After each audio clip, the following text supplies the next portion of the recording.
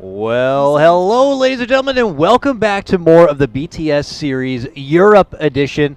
I am back, and by my side is Blaze, and we are ready to hop into some more coverage. So, Vega versus Empire here. Game number one.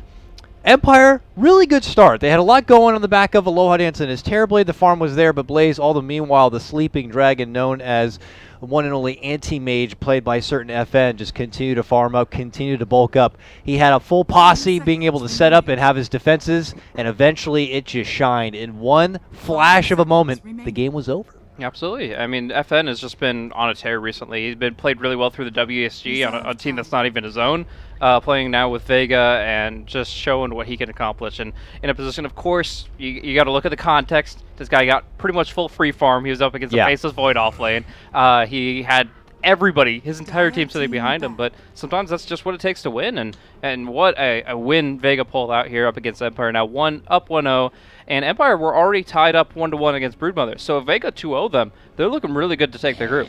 But looking at the draft itself as we get into this secondary game, we're going to be seeing a very different opener here. Obviously, we looked at the Elder Titan Void as an option previously from Empire.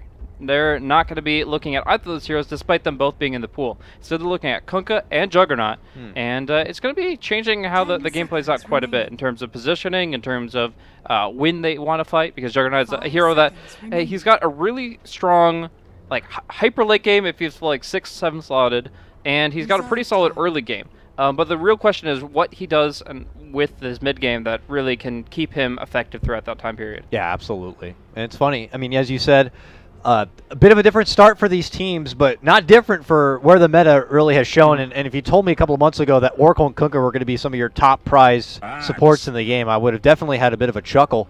But not the case this time. They were both banned in game number one. This time they both will see the light of play here. Typically that Oracle had been paired a lot with the Sand King. It gets the first phase ban here by Empire, so they will not be able to peg it together with that one. But we do get our first axe of the day. So dunks are upon us, and I'm excited about that one here.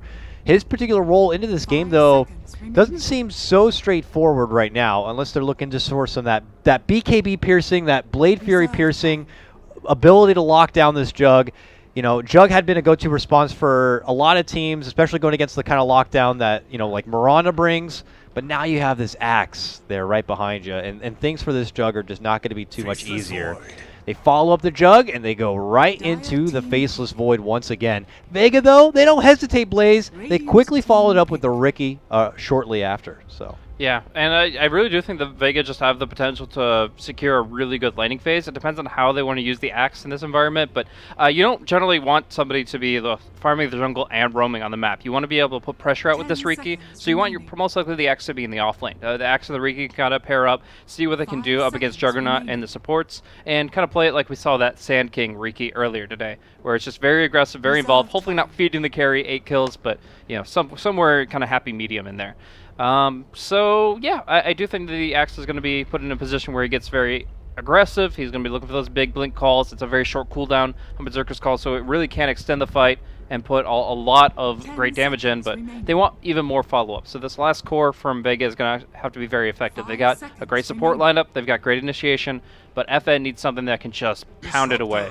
In the meantime, though, Empire are going to be picking up a Disruptor for themselves, so going back to the Void, going back to this Disruptor option is something that, well, while it was in the hands of Sioma last time, it is a really good hero for fighting in close clumps, close quarters, and we saw that so many times last game, where they were in Rosh Pit and it was under heavy contest, or in these kind of small funnels up and down steps. It just really seems like that's the hero that you need in those kinds of situations. Oh, excuse me. Sorry. So what do you think, though, on the idea of what they want to get for possibly FN here for Vega? You're asking about someone who can kind of bring the game, bring the pressure, bring the power, and one of the classic FN grabs to me was going to be something like an Ursa. Do you think Ursa is a formidable pickup at all for Vega at this point, or is it too much? I mean, I talked about how I really like Oracle and Ursa together, and it could work for sure, but I would think something maybe more like a Sven. Just, you really want raw damage coming out very early in the fight. So I feel like, because that's the way you get Culling Blade coming out earlier and earlier, and that's how you're going to be able to secure an engagement. So I think anything that can make the quick jump. Ursa is still in that general category where he blinks in, lays into somebody with his Furious Swipes, and you'll see somebody go down pretty quick. But You know, it's not the perfect choice. I would say if you had a Beastmaster instead of an Axe, sure, you'd look at something like an Ursa. But in this case, maybe the Sven or anything else that just kind of gets in there, gets the job done. You also have to remember you're lining up against Faceless Void, so anything that can address that. Last time we had the Anti-Mage, that's great. Ursa can fit that bill as well. It's interesting to see the teams are now. You know, it's a BTS series, Blaze. It's $5,000. Yeah. You know, I'm a little surprised the teams aren't having a bit more fun. They're not doing anything too not too much of it. Like they're not being too much of an exhibitionist. I guess I could say they're not having a lot of funky, fresh stuff here. But you know, they're looking to make a serious stride. They know that this is one of the first real public appearances, I guess you could say, of the tournament season. See, the interesting thing is... This is where tournaments are scouting hopeful invites, maybe, for qualifiers. Yeah, so the way I look at it is essentially you've got scrims, you've got these kind of lower level tournaments, and then you've got the big premier events. This is not an ESL land, this is not a summit, this is not a major. And you need to have all of those. Yes. You can't just have some. Exactly. Otherwise, you see what happens with teams like Secret or whoever that just they play one or the other, and it turns out that they don't have the practice with a certain lineups, and they just don't make it work. So, while it's not as experimental as I expected it to be, I'll admit that. I will say that they're still they want to make a good appearance. Yeah. This is essentially like a scrim that both teams can take very seriously. Obviously there's some money on the line. Yeah. There's public image as well. It's a really good time to really refine what they already have in their heads about certain things. For example, FNG being new to the squad. Yeah, just because we've seen this kind of a draft from him before doesn't mean that they've played it a lot. So they want to be able to really shore up the mechanics and shore up the communication and coordination in these kind of higher level matchups, and that's why we see a very respectful draft from both sides. And you'd be surprised because you'd think oh, we're scrimming, it has to be serious then. You'd be surprised how many teams and players I run into, and they're like, I wish we could just scrim with, such and such, and they would take it seriously. Yeah.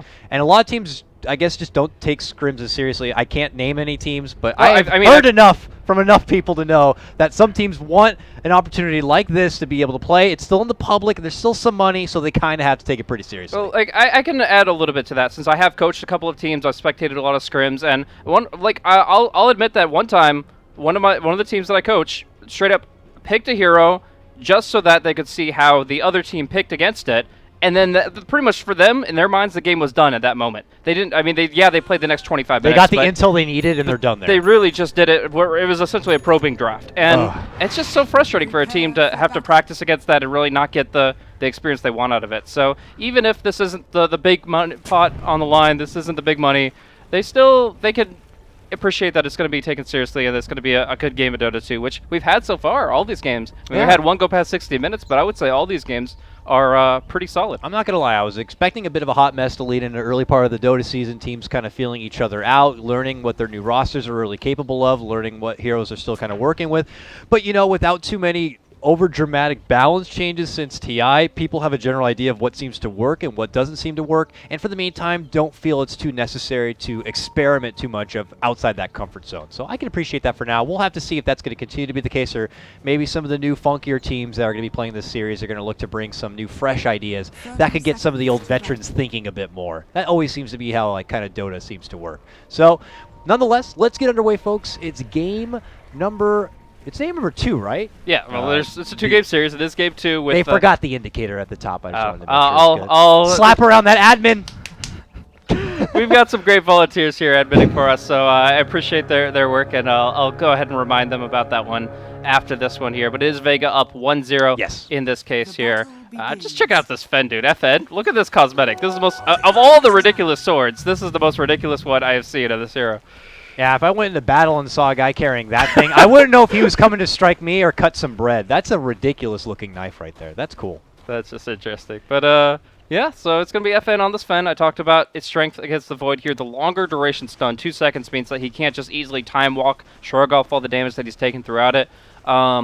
Along with that, it's just going to be really good for getting that quick set of damage out. You blink in with an Echo Saber, whop whop, and they might as well be in Culling Blade range. They just do a lot of quick burst damage. Combine that with Appearing Flying Flames, and you're going to call them, and that's just such a big deal. Now, we're actually going to see some nice little body blocks, but the stun comes out a little bit too late. and Ghostic will be able to slip through their fingers. And he was like on his lap. I mean, that's just the thing with the Sven stun. Like even if you're like right in front of him, there's still that little bit of delay. It's enough of a reaction time. Ghostic will be able to make it away from trouble, but Vega are just trying to make their presence there, so this Faceless Void cannot have an easy time. But it's Faceless Void, after all, one of the best top laners in the game, so he'll always have that get out of jail free card there to be able to step away from the trouble. Back at mid lane, I feel like we've already seen this kind of matchup earlier, right? It was G playing the Jug against Mirana.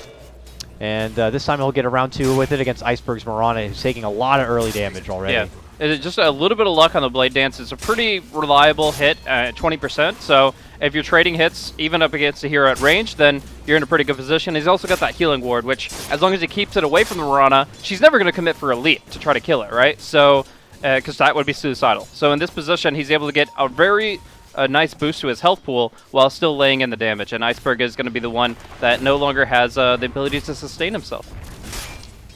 Very confident G, happy to even continue the CS game and harassment right under the tower too. So he'll continue to truck forward with that. It looks like FNG will still show himself here in the top lane as they continue to zone back Ghostic as best as possible, but of course never really being able to kind of seal the deal.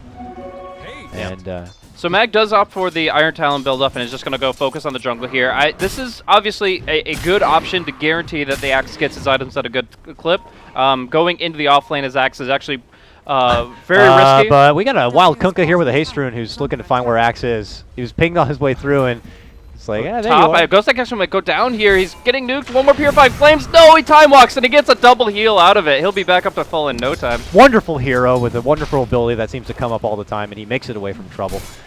Again, Ghostic is able to avoid the onslaught in the laning phase there from Vega, and will live on. And as mentioned, Purifying Flames will only help him stay in the lane that much longer too. But Kunkka's here to keep tabs on Mag. He wants to make sure that Mag doesn't have that easy breezy time. But here comes the flank. Iceberg has a pretty easy arrow in my mind. Yep, set up by the Berserker's Call. That's going to be half of Bukoshka's health gone, but can they get the rest of it with this Starstorm? It looks like he will fall. Yeah, ticks down. No, the Battle Hunger He's expires. still fine. At the last moment, he doesn't have a TP scroll, so he is going to be the first blood, but it will take them a little bit longer than they wanted it to. Oh my God! He torrents. He runs back out the other way. There's no way. If he lives from There's this, no way. I will. There's no way. I don't want to make a promise I don't want to keep. So he ends up going down. But my God, he made him really sweat for that. It's a lot of time away from the lane, I guess. You know, anything you can do to delay things out, I suppose, is a win in his book. Absolutely. So in this case, they are able to clean it up here, and Axe's presence actually forces Miposhka into a compromised position. Takes a little while, and we do see that G continues to dominate. Actually, he's even in CS, so he didn't get that much out of the time period where Mirana was away from the lane. But more importantly, I want to examine how FNG has moved so far in this game, because I would, like I was saying, Axe gets more reliable action from the Iron Talon in the jungle, but it is very possible for a Riki and an Axe to contest the lane. Instead, we see that Aloha Dance is free farming the bottom lane, and they were actually pushing past the tier 1 tower. They were like going for tons of damage on this tier 1, and that should fall in a wave or two if they don't send somebody bottom soon. Mag, got to be careful here. It looks like he will be able to make it back and away, so not the most confidence with where Vega have kind of situated themselves in the laning phase. Ghostic, though, might be going down. If he can't walk away from the cloud, it looks like he will not be able to. With levels coming together now for the support staff of Vega, now it's an easier opportunity for them to punish the Void when he is out of position like that. And Vega will begin to etch ahead now 2-0 already at the start. Still nearby, floating around this mid lane, Miposhka continues to kind of stand watch in the nearby jungle and continue to just kind of be around at a moment's notice here for any sort of potential setup.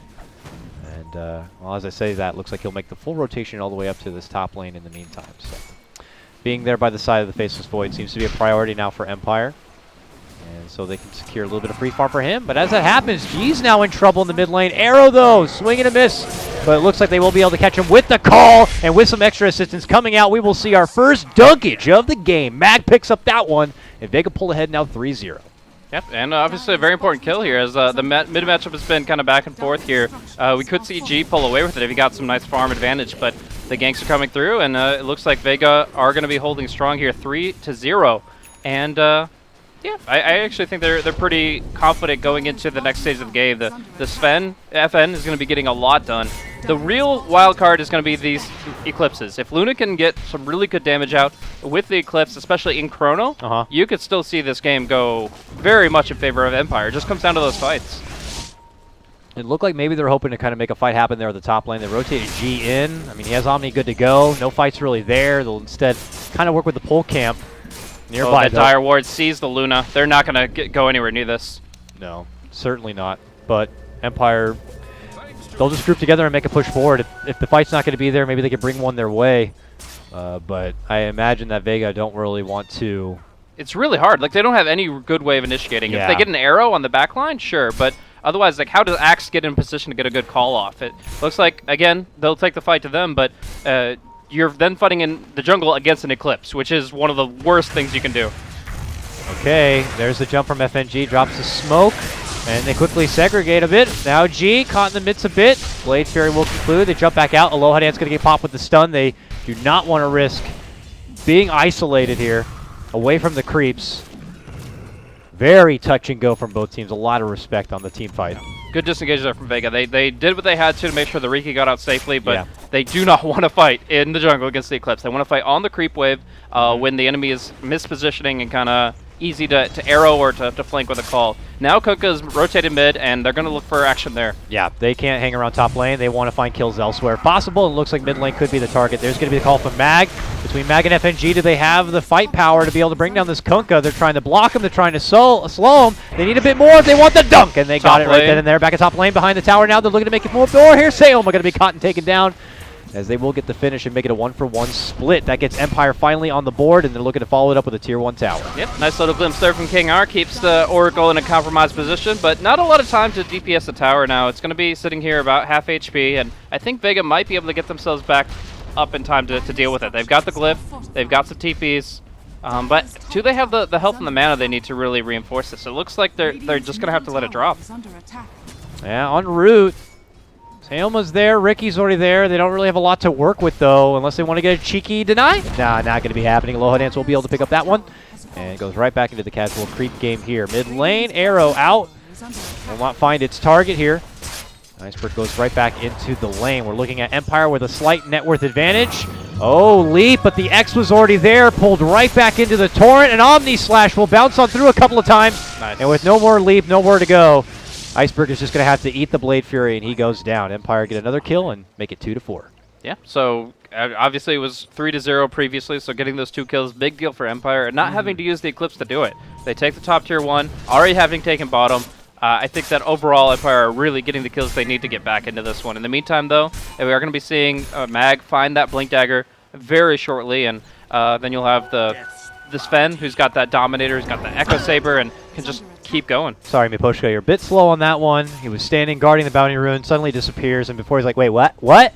Tries to pop the dust. Ricky's already gone, and now he's a man down Rune and very sad about it. But they are looking for vengeance now. They smoke up, they become their own little Rickies, and they move in for payback. Let's see if they can find a setup. And it's not going to break either, because we're going to see the Riki on mid, so they can just make a move, and Iceberg... Oh, he lost the Kunkka. He got close enough. He doesn't know it's there. He doesn't know what's happening. He wastes an arrow. He's trying to go for a neutral creep, and he loses his own life.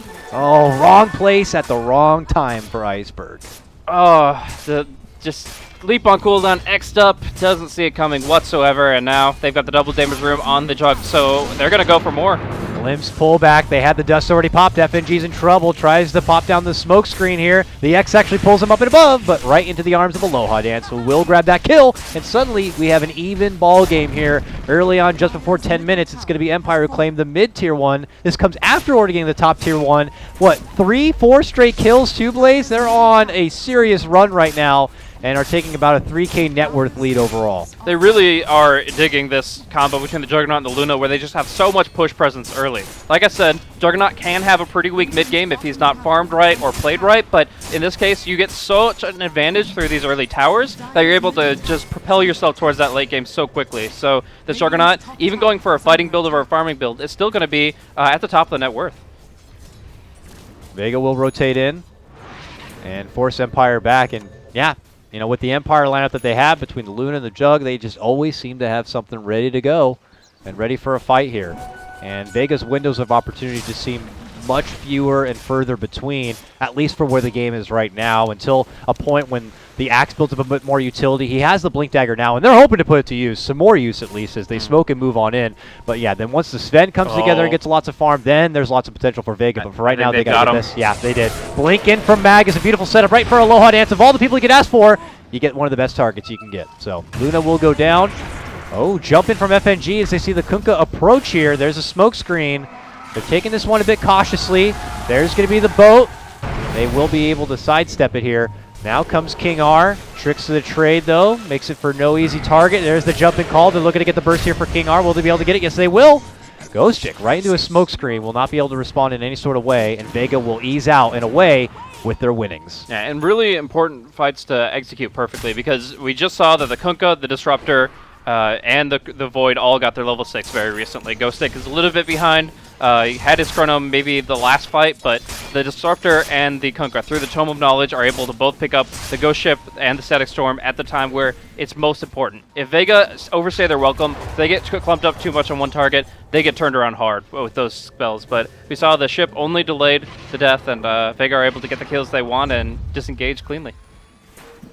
And Empire looking to go right back the other direction now. They had built up this position where they kind of were up and ahead, 3K of net worth, got the kills even here. Vega grab a couple of themselves, and they're looking to not hand over any extra momentum. They're hanging out now, smoked up, looking to invade and go for this ancient camp here. No one is nearby. Iceberg close, but already out the back door here.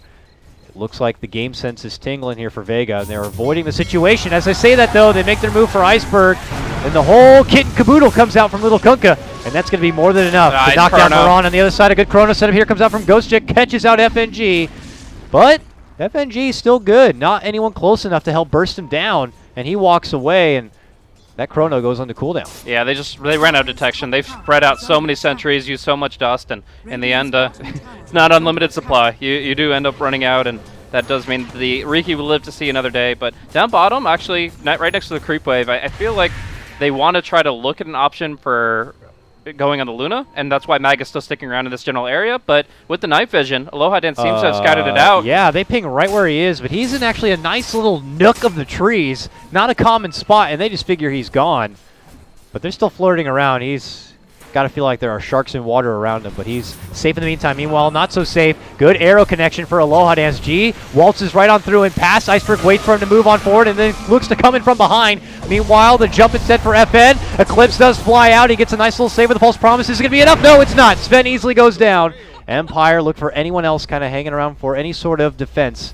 Will take their one win, and it looked like they were going to head for the Rosh pit, but they changed their mind. They consider their options and realize that it might take a little bit too long. They can get more by just taking the map, and by taking this tier 2, they might guarantee the Roshan next. But we do see Mag actually coming out of smoke, roaming onto Aloha Dance, does get glimpsed back, but in the meantime, they've done a hell of a lot of damage. It's a great arrow. Plenty enough. They don't need Mag to be there for the dunk. The arrow connects, the nuke damage, the Starfall, all going to be more than enough firepower to be able to take down Aloha Dance, and that quickly stunts the push from Empire. And that's what they were worried about with the whole pit thing. Even if Sven is down, you've got arrow, you've got call, and that's a very enclosed space. So in the end, they try to go what they feel is the safer play, but Mag sees through it, goes in for the very nice smoke movement there, and is able to set his team up for a great kill. So they don't lose any objectives off of the death of Sven. In fact, Sven took, in my mind, an objective by cleaning up that ancient camp. That ancient camp was heavily stacked up. He got strength, burst it down right when the fight is beginning. So while they do end up killing him off, he got the money that he needed just before then.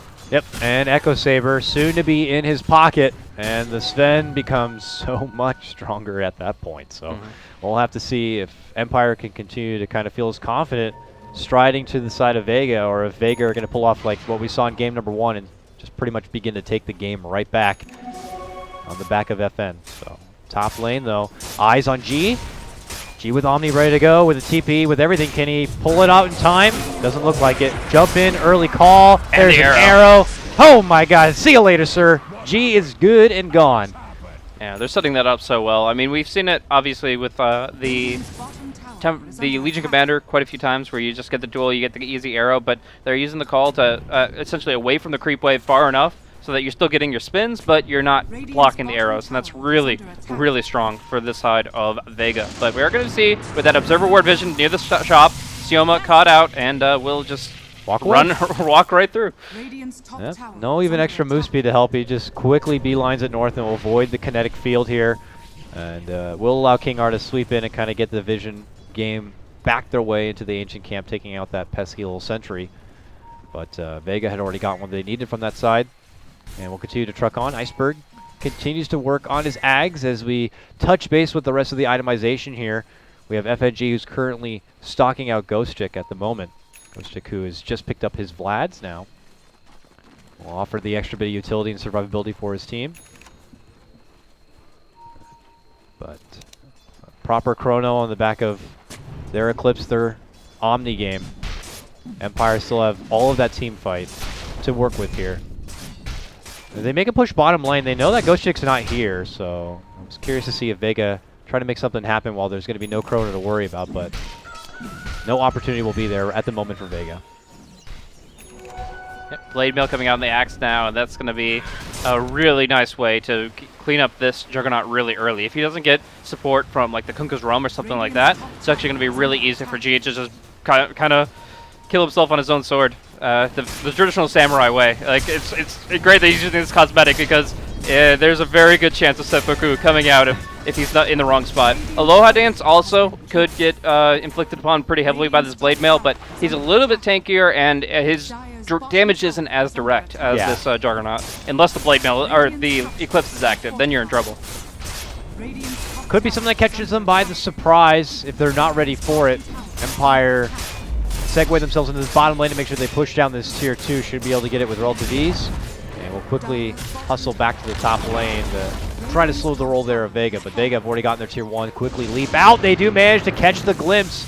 It will be for Mag. He pops his new Blade Mail, but without help nearby, which will only be in the form of an arrow on Ghost Chick. Then FNG moves in. They got him! They are going to be able to get the Faceless Void. It looks like potentially from behind, but the boat does fly forward. It will be enough to help keep him alive. Vega now have to fully retreat. They're still able to kind of save Mag, though. They get in there, and they escort out, saving Private Mag a success for Vega. Yeah, operation successful, and they will just be able to walk away with that. The Aghanim Scepter, the big pickup on the Mirana. She's been building her way towards that for a long time. Essentially, she has like 3,000 gold that's been useless now, but turning into the Aghanim Scepter, suddenly all that call right on top of G. He just got back to the lane. He thought that all this funny business was done. No, it is not. They get him, and they get another. Double kills coming out as they get a double dunk with the Kunkka follow-up. I am very afraid for Empire at this point in time. Vega are not only on a tear, but they are in the perfect position with their items and with their level trajectory to just close this one out within the next 15 minutes. They are able to get so many kills so quickly, whether through arrows, the double star storm, these echo saber hits. Like they have so many ways of dealing the damage really quickly, and then Calling Blade after Calling Blade, they're able to finish them off. This Axe is the executioner, and really it's Vega that signed the death warrant. Like they are able to collectively just do so much damage so quickly that it is going to be very easy for Mag to not only initiate, but to finish the job. So what do you do if you're Empire at this point? You know, you're in a situation where you got to, I guess, you know, force a way to hold out, but you also got to avoid the kind of pressure, a roaming Ricky, a Mag waiting in the dark to make his blink strike.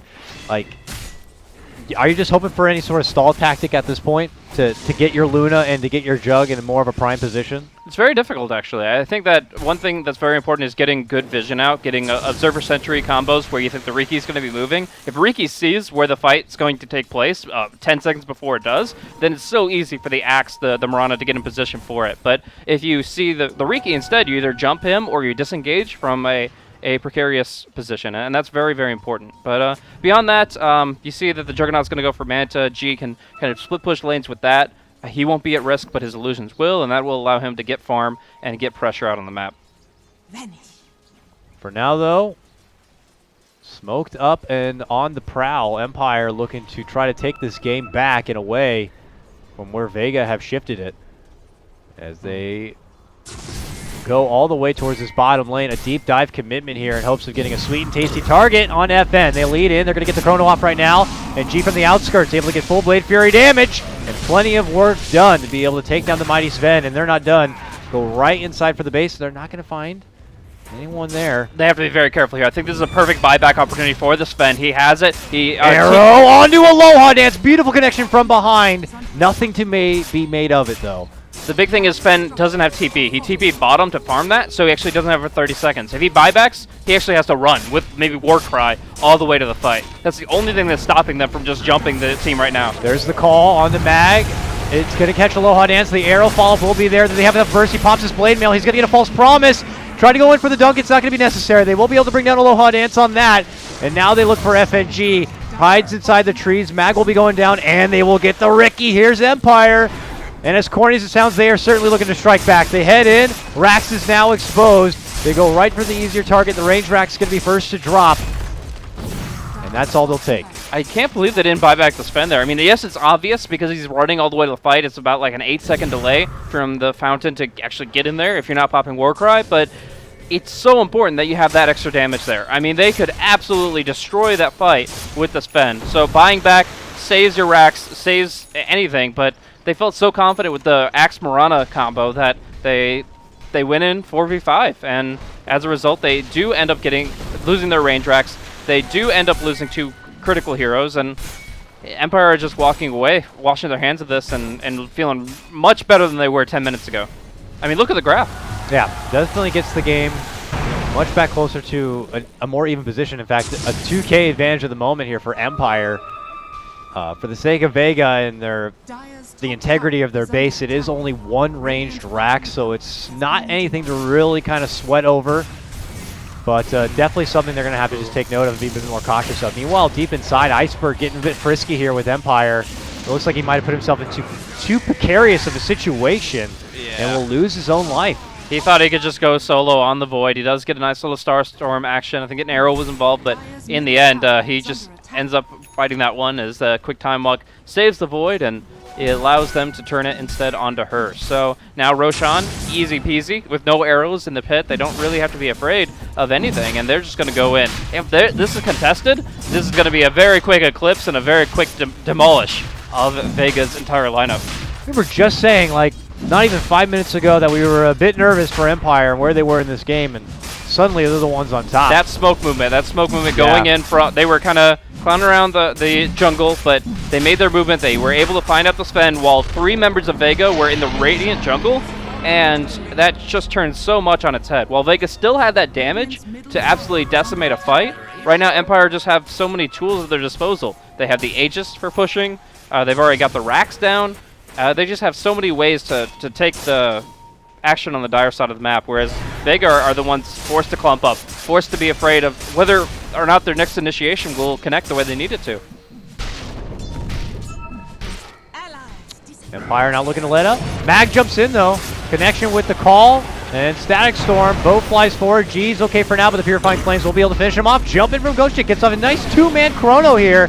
They are going to force out a False Promise onto Iceberg to try to keep him alive. Begin to dish out the Purifying Flames to double up that regen and keep him alive. Looks like it should be good enough. Keeps his same life here. They burst down the creeps, and now it's Vega running past the river. Arrow connect! Guys, connection right there. Will make moves onto the Kunkka. They followed up with a stun. Nicely there from Aloha Dance as he pops out the Eclipse, hoping to get some big nuke damage, but will end up losing his Aegis here. Vega await the second life. King R right there. Not enough mana, no cooldowns to really help out, so that means that Aloha Dance will quickly go down with his second life here.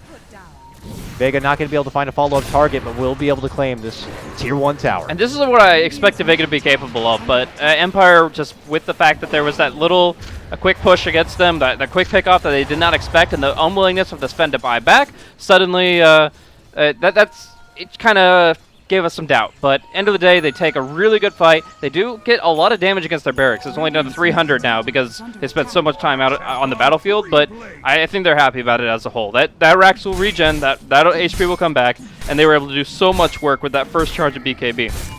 Now, I want to talk about the item build on the Sven here because obviously he's got a BKB in his inventory, means he doesn't have a Blink Dagger, and we kind of just see him, like, for the most part, just running in there, waving his ridiculously large sword around, but not actually hitting anything. But in that case, Luna tried to turn the fight with her Eclipse, and as a result, all they had to do was just spread out and let Sven do his thing. He's got Echo Saber slow, he's got the BKB up, so he just runs at her, beams do nothing, and he's able to gun her down. So in this case, the BKB definitely paid off, but he has to get that blink. He has to make up for his mobility issues, otherwise he'll never get to the target.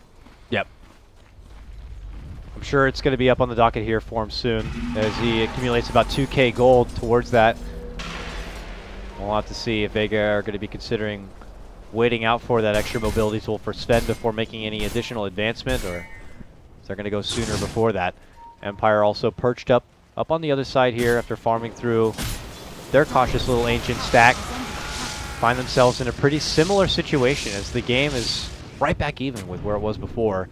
And though the score indicator at the top doesn't really reflect it, it is Vega who did claim the Game 1 victory of this 2-game series. So looking to walk away with 2 points would put them already at the top of their group, I'd imagine, since we just started. Yeah.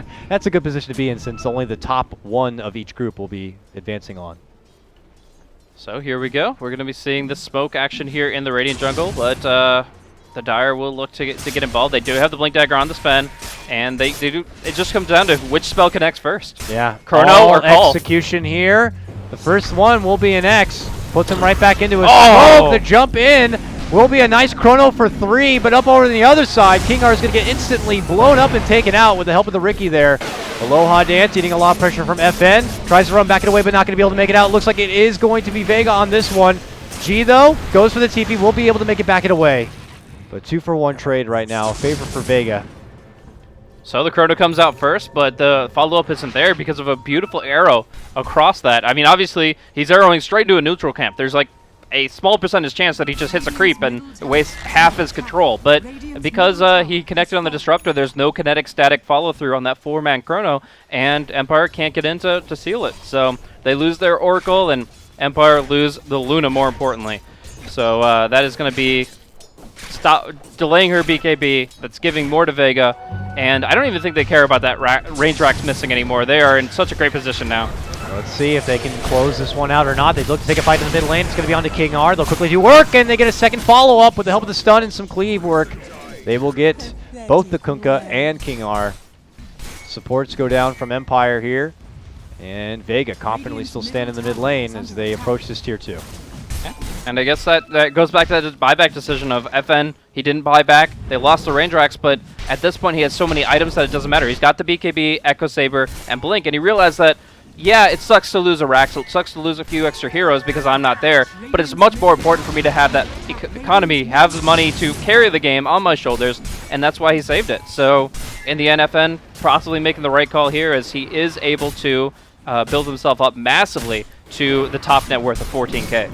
Yeah, he's huge. I mean, he's at a serious peak right now, and for now they're taking strong advantage of it. But is it critical for them at this point to be able to close the game out within a certain window of time, preventing Empire from making yet another potential comeback play?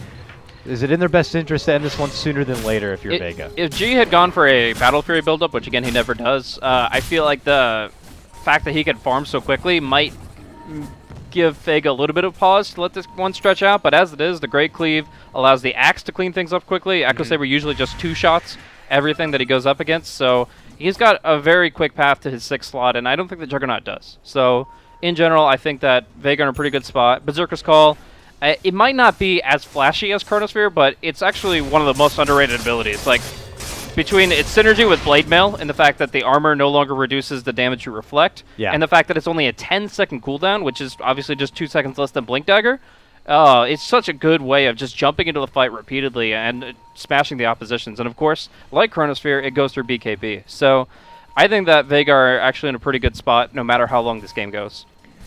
Playing just the stagnant farming game, obviously not going to be in the best interest here for Empire, but who knows, maybe they could pull out another one of those crafty smoke plays to get the momentum back their way or not, help benefit them in that deep, committed jump onto Aloha Dance, which led to them taking down the ranged racks, but we'll have to see if those kind of opportunities are going to present themselves or not for Empire, because all the meanwhile, Vega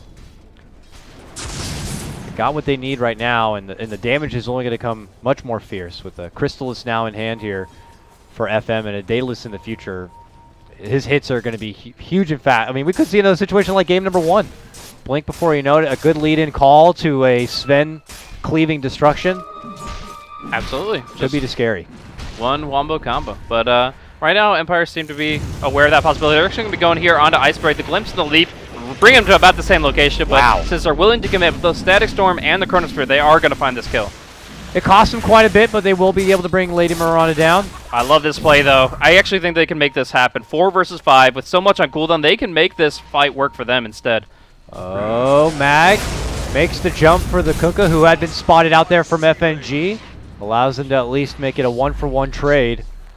But the rest of Empire have already made a hasty retreat to avoid any other trouble. Yeah. So. And I think it's Empire's best move to just get out as soon as possible, to cut their losses. They only lost to Kunkka for the Mirana. That's actually a favorable trade for them. Oh, yeah. And because Rosh couldn't have spawned yet, now it just went into the timer where it could possibly have spawned, they're not able to take an objective off of their kill. So in the end, it's going to be 20 more seconds before Roshan comes up, and we're going to see who gets eyes on it first.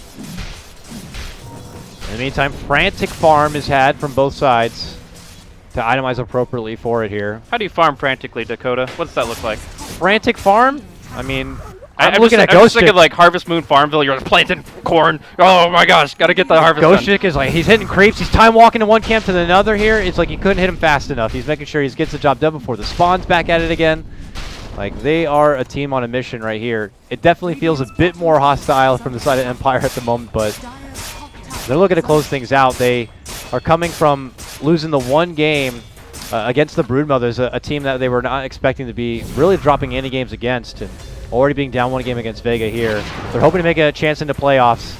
They need to close this one out with a win. And, well, avoiding trouble that is approaching here. Vega, oh no, they see G, and they knock him in the noggin with a stun, and he goes down just as fast as he walks up. He's got about 70 seconds, otherwise a buyback will be necessary here. They're trying to get Miposhka as well, and they will! Double kill for FN.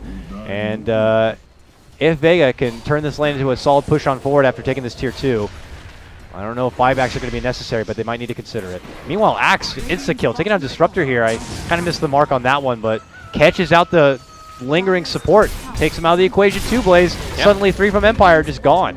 Crazy jump in. They're just so aggressive in this position. They see Aloha dance up top, and they're like, okay, well, with eyes on him, let's go jump bottom, get the Disruptor, and then go under the tier 3 for the Juggernaut. Great call action. Vega just cleaning house, and now the Empires are going to be respawning pretty quickly. That's the one thing with lower level heroes, is that they're going to be coming back quick, but I still think Vega are very happy to just chunk them down and move on. Control the entire Radiant jungle.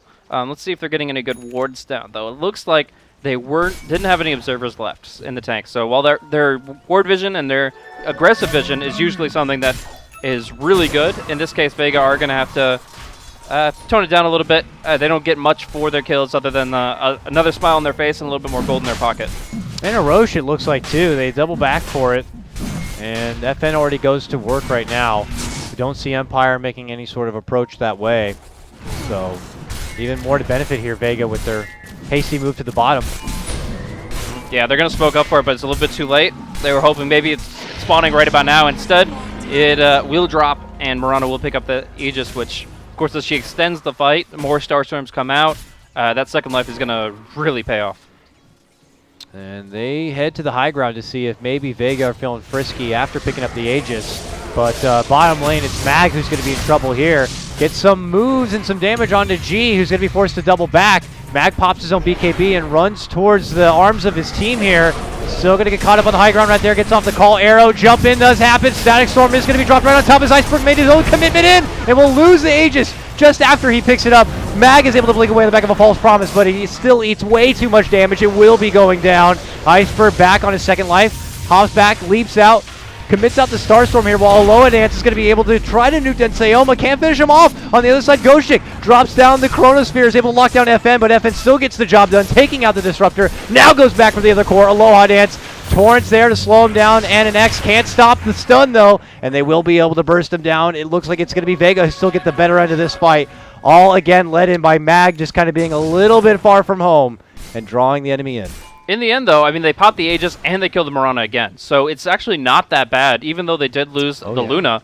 The big thing that I got to say for Empire in that fight is they kited the Sven so well. They were able to get so many just random stuns on him, ways to control him, keep him away from his target. And he was a little bit hesitant to use the BKB. So he got caught up in multiple things, torrents and X marks, and once he popped the BKB, they just chrono him and lock him down. And it's only the Riki that actually gets the effective damage out onto Aloha Dance. So in the end, FN, he's got to be willing to pop that BKB as soon as possible, because more and more we're going to see him get it controlled in these fights, and Empire try to dance around him.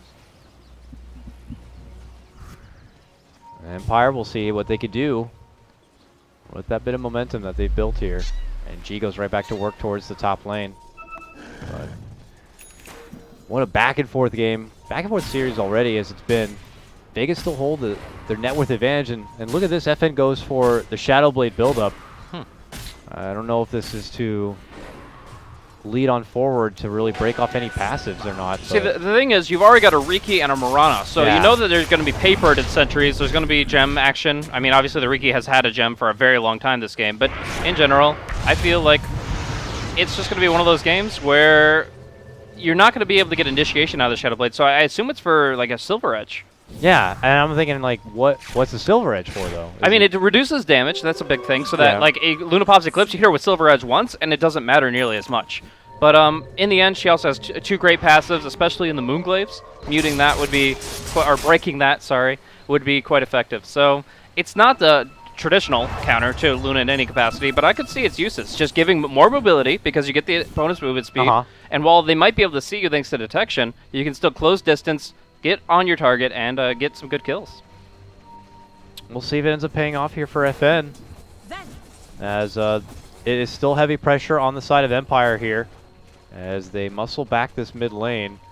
It has been FNG who's been the friskiest one here. Oh, they got him! They do get the call for Aloha Dance, which leads to the arrow. A boat will come out. After he pops his BKB, he's looking to make it back and away here. They're trying to finish him off. FN can't quite get the job done. They will be able to bring out a disruptor here. But man, so close yet so far from being able to get the Aloha Dance. Luna will cost the BKB and the boat, but yeah, the boat buff, obviously the saving grace for Luna. She's still like 400 HP. She's been in the fountain for like 10 seconds bathing, but you just can't wash that rum off. Yeah. At least not quickly. So, yeah, it's one of those things where just that all this burst damage that's built up out of Vega's lineup is countered by one simple thing: a hell of a good boat. And Mapoche got one there. So they minimize their losses. They do lose the disruptor, but they could have lost the Void and the Luna right there, and they didn't. So in the end, another nice exchange, but another BKB charge used, and yeah, it's gonna be an interesting game, man. I like. It's been back and forth. Obviously, the fact that they took the racks down bottom really early on looked pretty good for Empire. But in the end, Vega's lineup is still really clean in terms of ease of execution. Yeah. Is really good at getting right up in certain targets' face, like the Luna. And up until now, she hasn't really been able to deal with that. But now, not only does she have a BKB during her Eclipse to prevent Blade Mail from killing her off, but you've also got this Butterfly about to come out, which the Sven isn't really prepared for. He's going Silver Edge when she's going Butterfly. And that's not going to match up too well when she's up in the thick of things. And she's not the only one going Butterfly too. It looks like, you know, G's picking up one for himself. Yeah. So I think this is why you don't see Shadow Blade on Sven. It's just because you only have so many item slots. You really want your Blink, Echo Saber, your crits. In this case, you have to go BKB. And that, if you have boots, that means you have one item slot left. And it's not for a Silver Edge, it's for an MKB. So it's a tough call. Oh, whoops. Sorry. As we go back into the game, but it is rather unfortunate that now he's going to be faced with two sources of evasion, and not just like a little bit, like a Solar Crest worth of evasion, but like is that 35% for a Butterfly. Like, he's not even going to be hitting 2/3 of the time, and it's going to be very frustrating for him if he's missing the critical hits.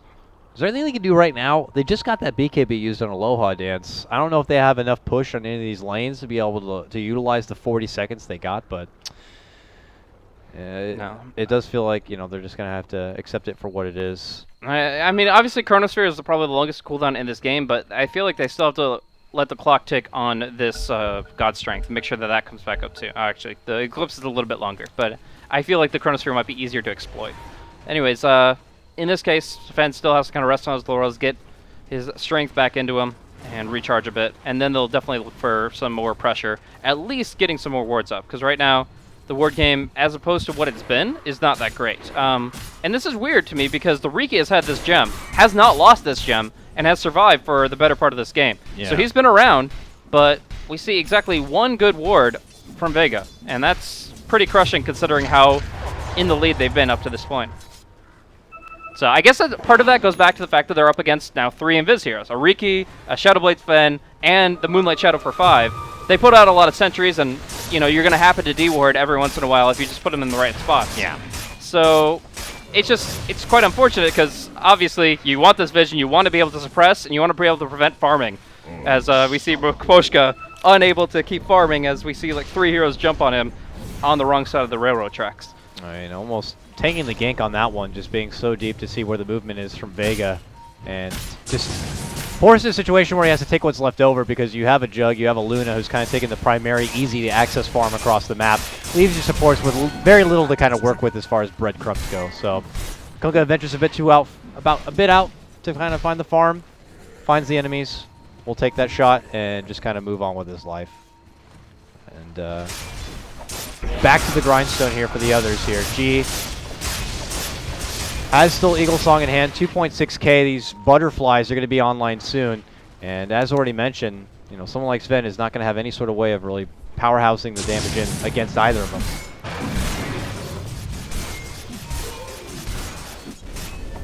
I don't know, man. I feel like this butterfly just trumps everything that Vega can throw at both the Luna as well as the Juggernaut. Once these items picked up, even if they have to buy out for it as they will, it's still like if they just go as 5 with these butterflies, there's very little that I can see Vega doing to prevent this.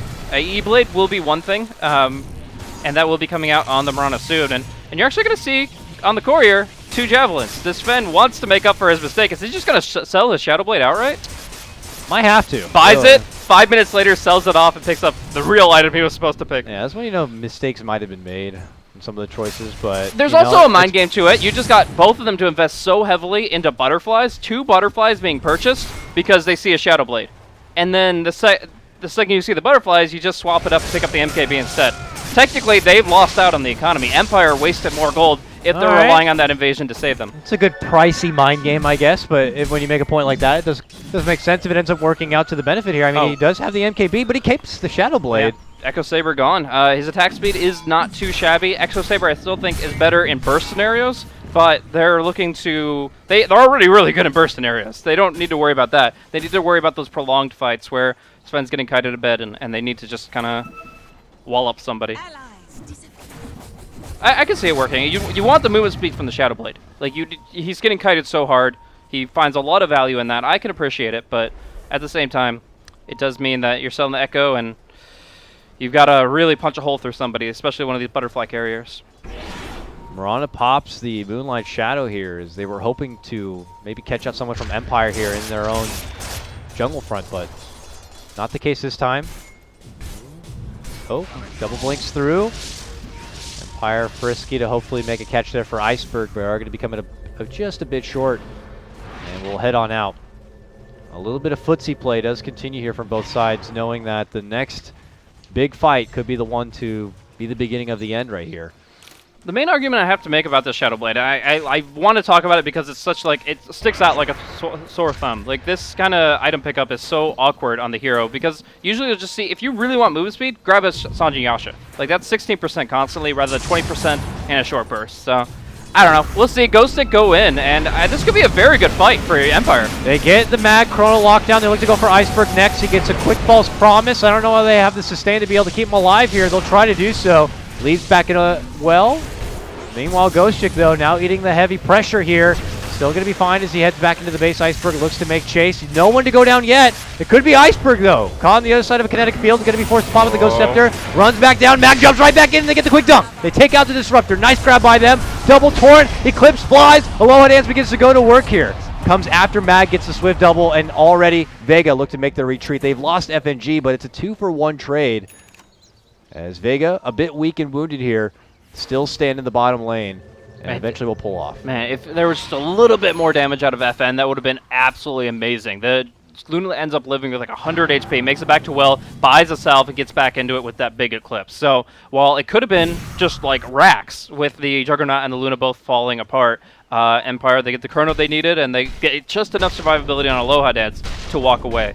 And I mean, now he's probably going to realize that, because that was the unveiling of the MKB, by the way. That's why Vega went for this big jump, is because suddenly this Monkey King bar really hits hard and is a very unexpected amount of damage coming out against Aloha Dance. But now that he sees that there's an MKB, all he has to do is flutter. He'll just pop the active, and he'll kite the Sven that way, and it still provides its merits. I don't know. What do you think? Was that a good enough debut of the MKB for Vega? I mean, it's an item that he's going to have the rest of this game, so Yeah. it's nice to get the Juggernaut out of it, but end of the day, this Roshan matters more. Luckily, they're already in the pit with God Strength active, and I don't think Empire can they might be able to clean up the aftermath, but right now it looks like Roshan's going to be going down first. Yeah, they already are well underway with the damage. An arrow helps set it up, and it's soon to go down here.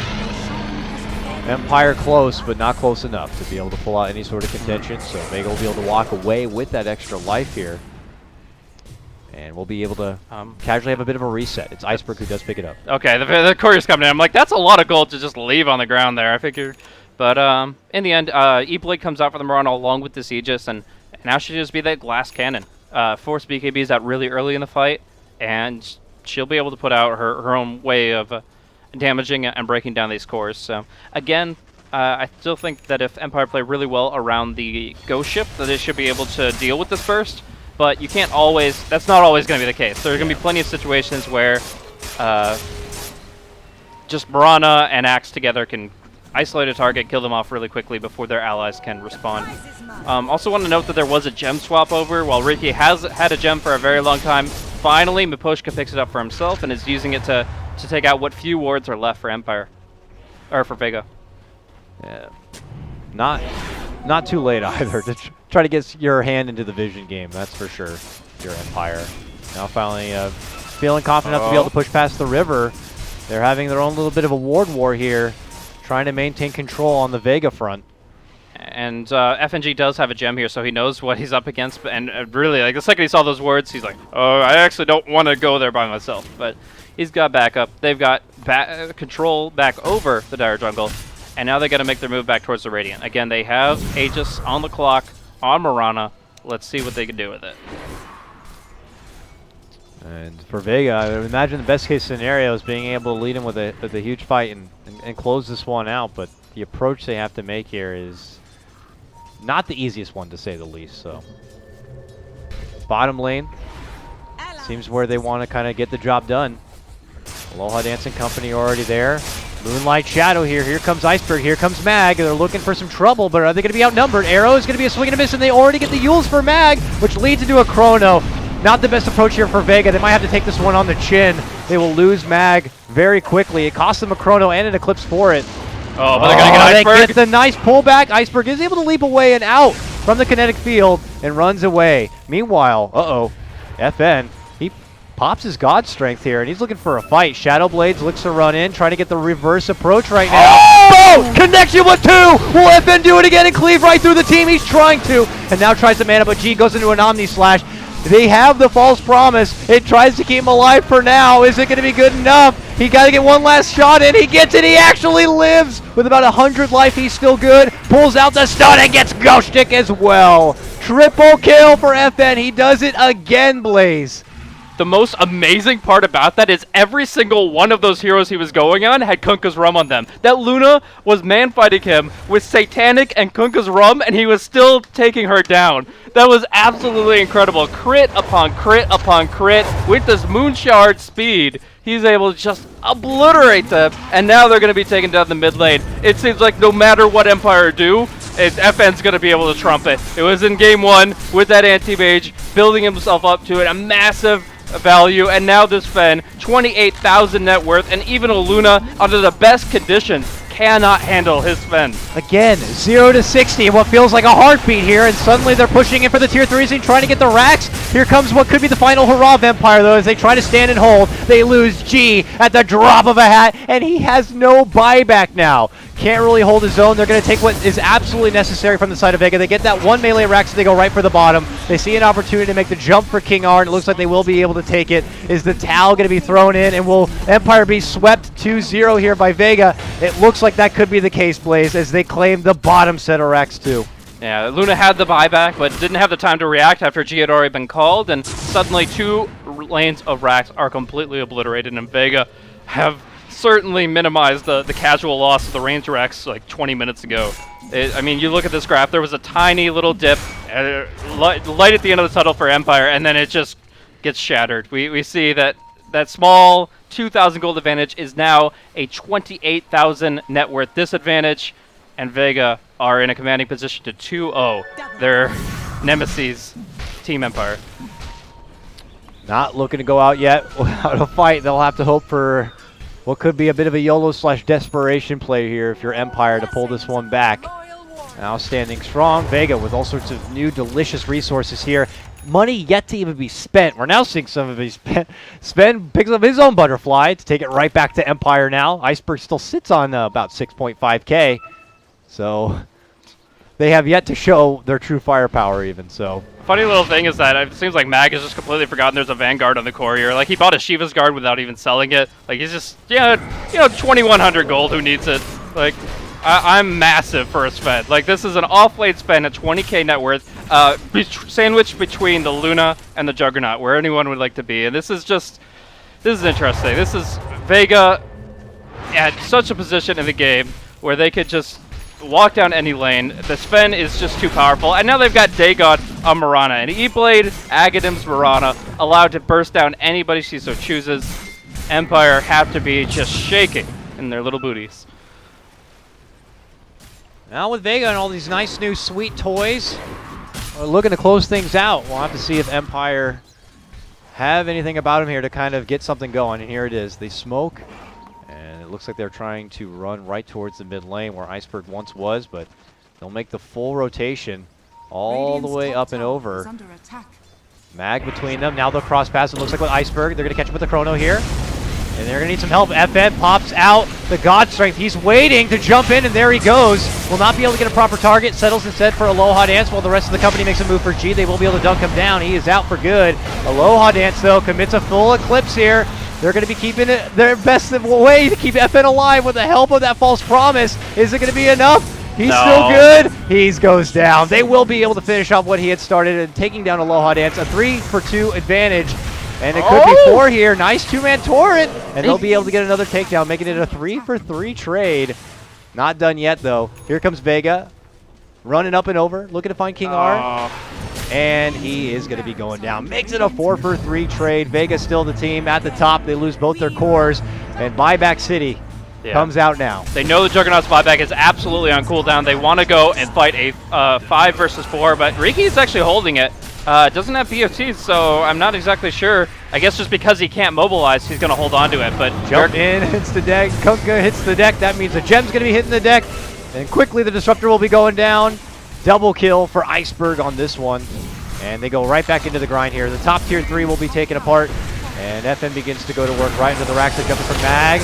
Boat will be there. Is it going to be enough to save Aloha Dance? They don't care about no stinking rum. They're looking to muscle through the lady. Can they get it? Yes, they can. Mag dunks it through with a big exclamation point, and that will be the game. It's going to be Vega who closed this 2-game series out 2-0. Absolutely incredible. By the end of it, Sven had his own butterfly and all of this here, but it was just this battle of the titans between this Luna and the Sven. The Luna always having the Kunkka's rum on her, and the Sven having the Oracle behind him with that false promise. And unfortunately, he didn't have lifesteal, so he couldn't live throughout the exchange, but he set up for the kill. Because the big thing here is that Luna is a target that damages the entire team. But if Sven isolates her and only fights her, the glaives don't matter, the Eclipse is minimized. Like, the Luna wasn't able to play in the position she wanted to in each and every game. And that's the big thing, is each and every fight, as great as the boats were, the Luna was not able to play the way she wanted to. Aloha Dance was just gunned down every time, focused down really well by FN Sven, and it just seems like FN has Empire's number as a whole, Vega taking it 2-0. Will it be FN's Dota season to really shine, to be that new youngster, that new young star who will make strides on the main stage? Well, with performances like that, I hope that's the case. I would love to look forward to more of those. And with FNG as the captain, too. Like, I can't really state too much about his game performance. He played, like, above average, I would say, for him on the Riki, but the Wisp was a little bit subpar. But either way, he combined this draft, he set up his team, and he obviously called the shots the way they needed to make these wins happen. 44-19 is your Vega Squadron victory.